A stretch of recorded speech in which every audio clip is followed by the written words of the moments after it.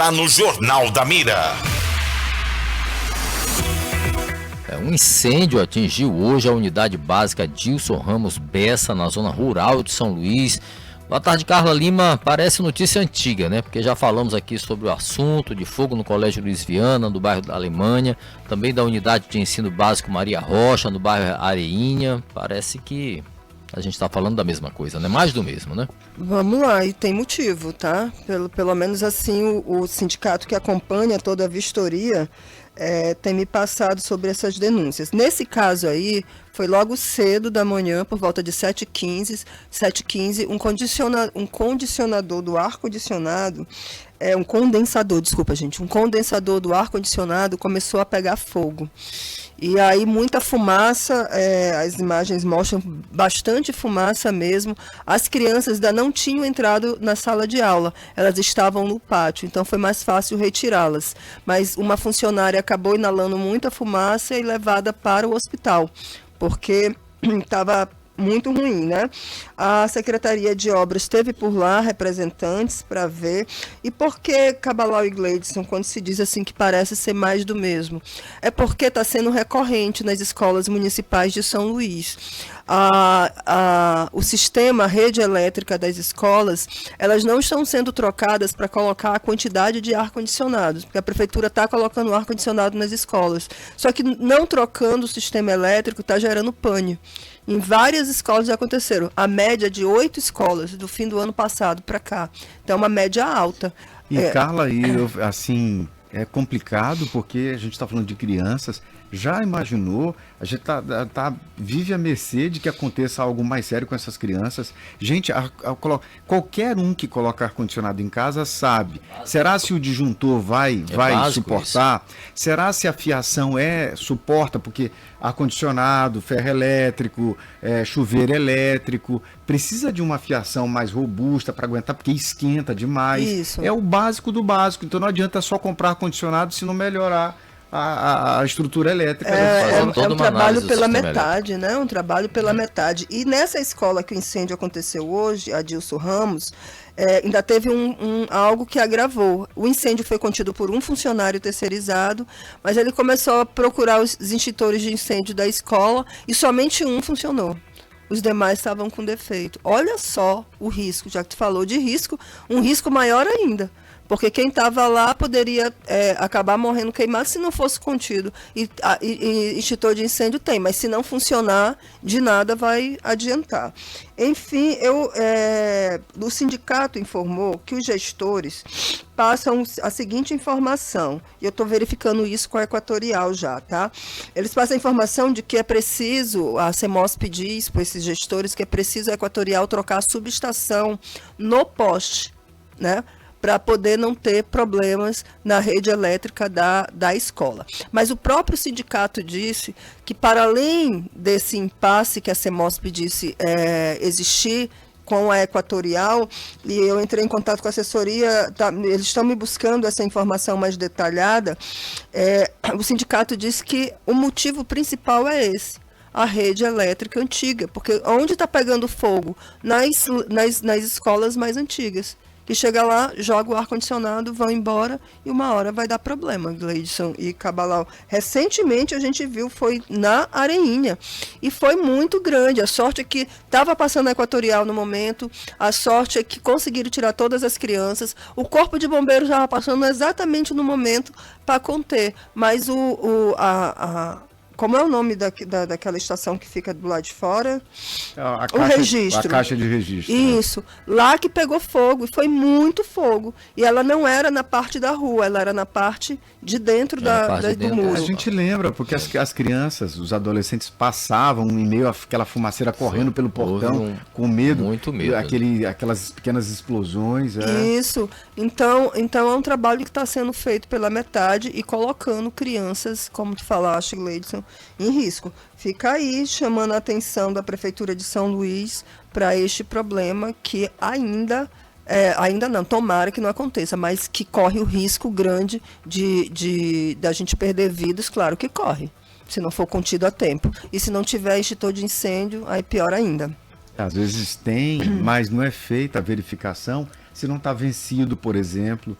às vezes ter não é o suficiente, né? Tem que ver se está por vencer, se precisa trocar. É muito.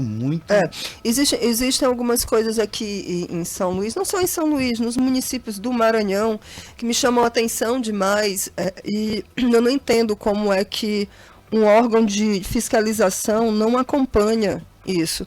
Vai instalar ar-condicionado?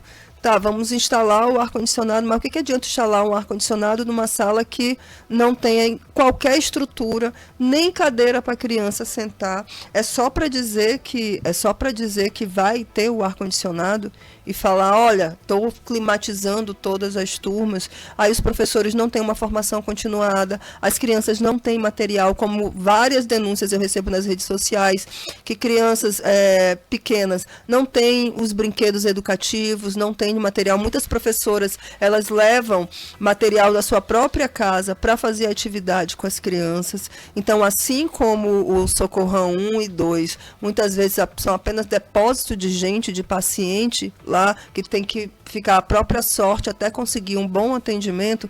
As escolas municipais de São Luís, elas também estão sendo assim. A maioria delas é só para a criança entrar. A gente já mostrou aqui também, vocês lembram, a gente já falou aqui, vocês lembram das escolas que estão fechadas, que os alunos recebem atividade pelo WhatsApp, porque não tem nenhum sistema de aula online. Não tem. Em pleno depois da pandemia, porque a maior parte das escolas se adaptaram, que se precisar ter aula online, tem uma plataforma, tudo que entre se tem a aula online. Aqui em São Luís não conseguiu se avançar em absolutamente nada. A gente já viu o histórico, o que se trouxe da época da pandemia, como o ensino, de uma forma geral, retrocedeu significativamente, e ainda hoje, pós-pandemia, a gente tem esses relatos assim. É o risco de aumentar a evasão escolar, dessas crianças terem sérias dificuldades em anos à frente. Triste. E além disso, falta vaga. Foi algo que foi muito debatido lá na Câmara quando a Caroline Salgado foi convocada, e se falou muito da falta de vagas, e esse sistema, a gente está em maio, findando maio, e esse sistema de pré-matrícula que a Prefeitura de São Luís inventou na gestão de Eduardo Braide, que aí não vai nem para frente nem para trás, os pais continuam aguardando, aí a vaga chega, mas a vaga é muito distante. A própria Defensoria Pública já disse que não tem como, muitas das vezes, o pai e a mãe conseguirem botar o aluno muito longe de casa, por questão de transporte. Enfim, é um sistema extremamente falido, esse sistema público de ensino daqui de São Luís, assim como é falido o sistema de transporte público, que continuam com os mesmos problemas, apesar de ter subsídio, apesar de ter reajuste de tarifas, mas ainda assim continua, parece assim que não avança de maneira alguma. É muito triste. Uma das perguntas que eu queria fazer para todos os gestores, todos. Você colocaria o seu filho numa escola pública que você está gerindo? Eu fiz uma pergunta dessa uma vez, qual foi... Eu acho que foi para alguém do governo do estado, não me recordo agora, porque na época do Flávio Dino, eles falavam muito escola digna, escola digna, escola digna, e todas as vezes que eu pegava os contratos das tais escolas dignas, que eram do interior do estado, eram escolas com 2 salas, 3 salas e multidisciplinar.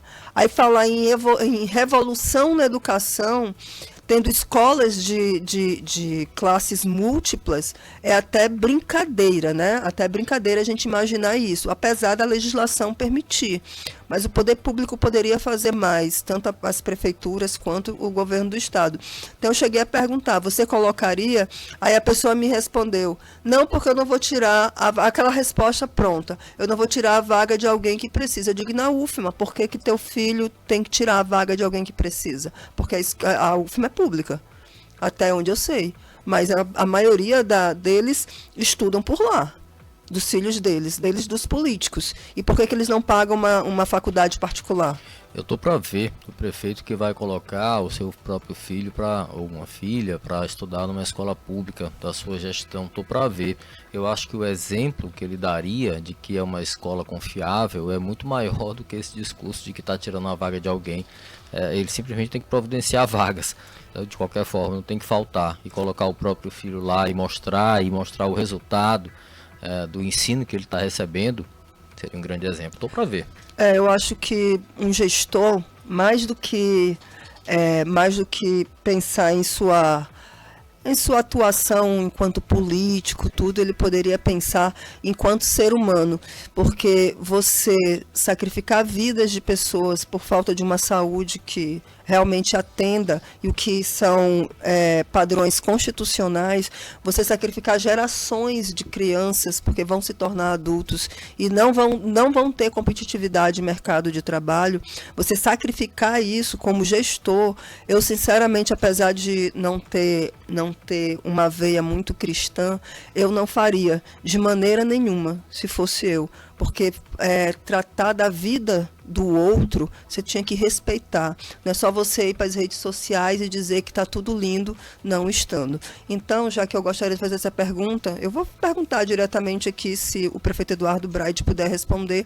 Queria saber se ele colocaria os 3 filhos dele numa escola que a gestão dele disponibiliza para a população.